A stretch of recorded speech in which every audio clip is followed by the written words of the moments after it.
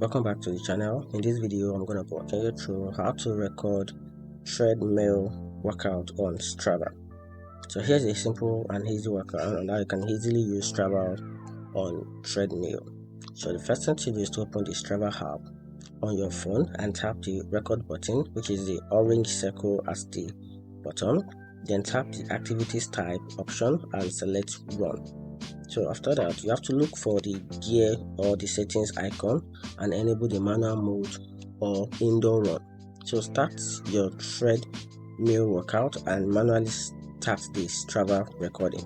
And when finished, stop the recording and tap save and edit the activities title to treadmill run and enter your distance or your time if needed. So what that is done, you have to tap save activities to upload it to your profile, and that's how you can easily use or record the workouts on Strava. If you find the video helpful, turn on the notification button and subscribe for more videos.